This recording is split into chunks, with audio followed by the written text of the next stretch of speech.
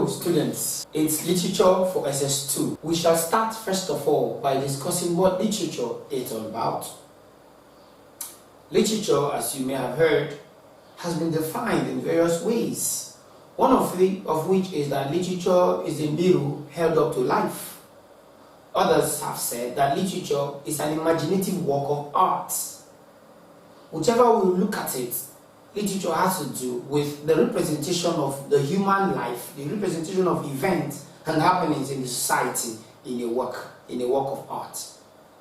Now, literature is divided into three genres, namely poetry, prose, and drama. While poetry is written in stanzas and lines, drama is written in acts and scenes, but the prose is written in chapters. Okay? For the prose, it's written in chapters, and of course in the prose work we have the sense of a narrator. But it's very good to say that the prose is divided into two. That is, prose fiction and prose non-fiction. The prose fiction takes care of the novel, the novella, and the short story. Now the novel is very large in terms of the thematic preoccupation. We could have more than one theme explored by a writer in a novel. But in a novella, we have just a few themes explored. But in a short story, more often than not, the plot is simple and a single storyline. But of course, like I said in drama, which is divided in act and scenes, where act simply means action and scene means scenario. So scenario is where the action takes place. But for the poetry, which is a collection of poems, they are written in lines and stanzas. Of course, we know there are some poems that are written in free verse where you don't have lines, spacing, or you don't have stanzas that are all written prosaically, without rhyme scheme. Such a poem is referred to as a free verse poem. But today, our focus would be on the prose. But before that, let us talk about the prospect of literature. Why do we study literature in the first place? And what do we intend to achieve in the study of literature? So that takes us to prospects. The first one is that the knowledge of literature helps one to better understand one's immediate environment. And of course, not just the immediate environment outside you. Because some of us may not have been to London before or to the United States of America, but we could know about events in these areas when we read literature coming from these regions. The next prospect is that it helps us, that's the study of literature, helps us to understand the culture of others.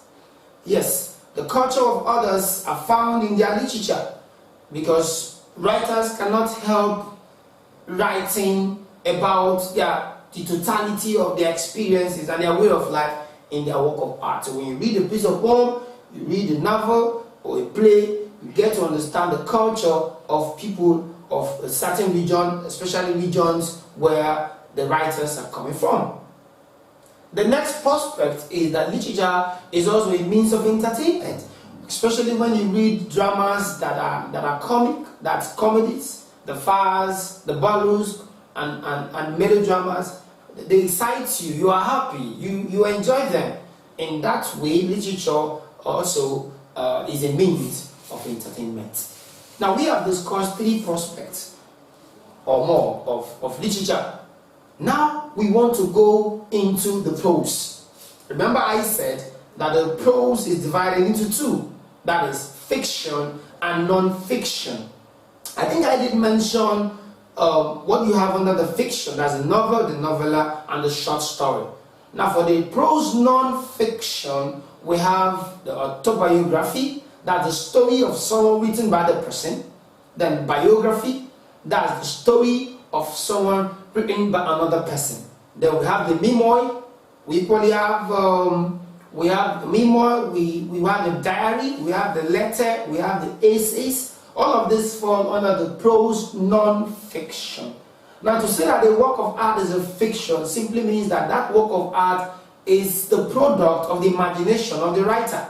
It doesn't necessarily mean that a work of art that is referred to as fiction is fictitious or that the stories are lies, but they are fiction to the extent that they may not have happened to the writer. What the writer does is to imagine an event or occasions that are probable, that are credible, that can happen, but that may not have happened to him. So he begins to put them together, and that is the product we refer to as fiction. But in non-fiction, you have account of events that has happened to someone. So in an autobiography, for instance, you see mention of real persons, mention of real places. Unlike what you see in the fiction, where names of persons and places are cooked up by the writer. So I'm sure you are able to see the difference between prose fiction and prose non-fiction. But our focus in this class today is on prose fiction and not prose non-fiction. So we're going to be taking one of the prose non-fiction. Remember I mentioned the novel, the novella, and the short story. Today, under the prose fiction, we shall concentrate on the novel. The novel, like I said earlier, is longer, bigger, more enterprising, and more accommodating in the issue it discusses. So today, our focus will be on the novel written by Amadako, titled Faceless. I'm sure you must have heard that the title of that work before, Faceless. Of course, it's written by a female writer, a Ghanaian female writer. The first thing we need to do is to look into the background of that work. Of course, I told you, or I may not have said that to your class. It is pertinent to understand that. To understand a literary work, it is very necessary to understand the background.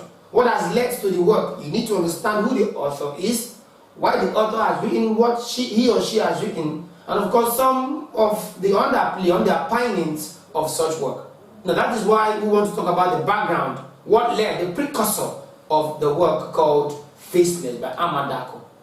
First of all, the increase in population in urban cities and the attendant poverty in most African countries has left a number of, has actually made the urban centers seeming with population.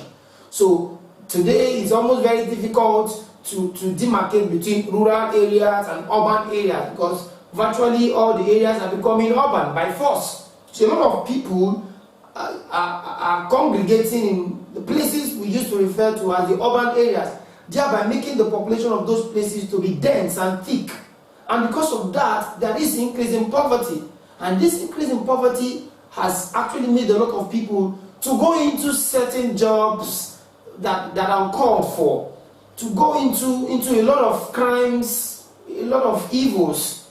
And this has led to the phenomenon called the street child phenomenon, where parents who are not able to bear the financial burden of taking care of their children allow them to go outside and fend for themselves.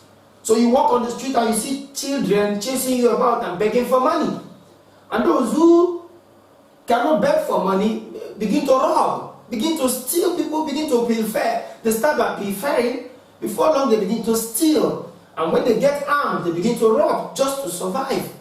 So this street child phenomenon is as a result of poverty, the poverty being as a result of overpopulation in urban areas.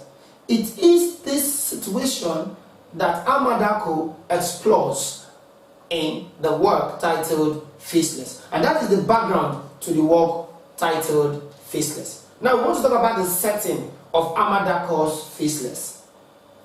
The setting of any work of art has to do with the time and place of the action.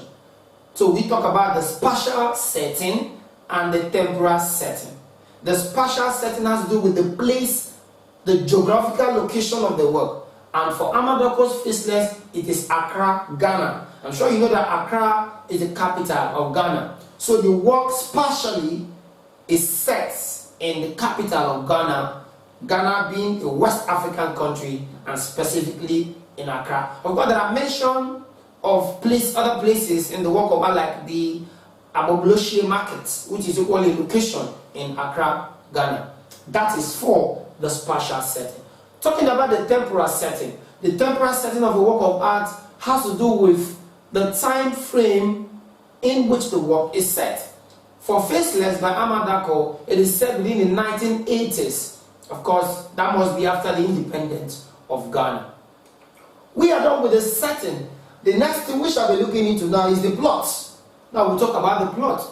I am sure that you know that the plot of any work of art has to do with the arrangement of events with emphasis on causation.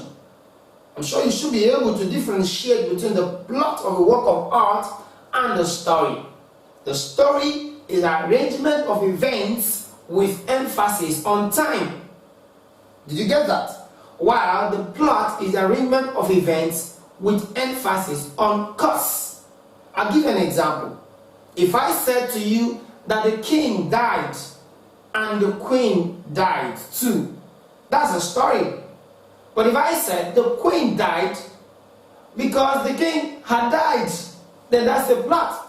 Because the result of the queen's death or the result of the king's death is the queen's death. So you see that I've arranged this story or this event or these happenings because putting into consideration the cause. That takes plot. So if you're asked to give a plot account of a story, it simply means you should arrange the story in the order in which they ought to have happened, with one event linking to the other. Now let's take the plot account of Amadako's Faceless to illustrate what I have said. This story actually centers on a 14-year-old girl named Fofo. That's her name. From the beginning of the story, we see her battling with a young boy called Poison. This young boy had gone to rape Fofo, and Fofo battles him and escapes. And she runs to the mother. Of course, first of all, she runs to her friend, Orderly. Says, of course, discusses the matter with Orderly. Orderly accompanies her to her mother. Her mother is called Masuru. M-A-A-T-S-U-R-U. Masuru. That's the mother of Fofo. Now Fofo reports the matter to the mother. Tells the mother what she passes through in the hands of Poison, who almost rapes her. The mother tells her to run away from the vicinity. The vicinity is referred to as Sodom and Gomorrah. That's what they call the area, Sodom and Gomorrah, where you have a lot of people who have been rejected by their parents or pushed by their parents to go and make a living for themselves, even when they are not old enough to do so. So Fofo's mother tells Fofo to run away, that Poison is very dangerous, just like his name implies, Poison. Fofo does not understand why the mother should ask her to run away. Of course, she's going to do that pretty later. And Fofo has to run away from Sodom and Gomorrah. She has to look for a means to leave the vicinity so that she will not fall into the dangerous hand of Poison.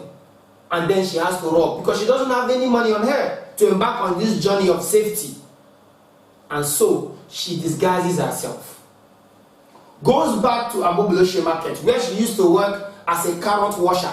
She washes carrot for market women. That's what she does for a living.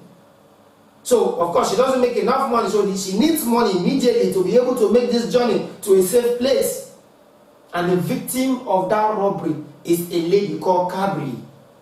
Cabri has gone to the market to get some item. Fofo disguises into a male and robs Cabri. And she is caught. Fofo is caught. Almost about to be lynched, if not for the timely intervention of Cabri. Cabri saves Fofo from the hands of a number of men and women who had almost lynched her. And so, Cabri comes to the rescue of Fofo. Now, through the relationship between Fofo and Cabri, we discover actually what is the central plot of the story. Now, Cabri wants to find out why Fofo is on the run.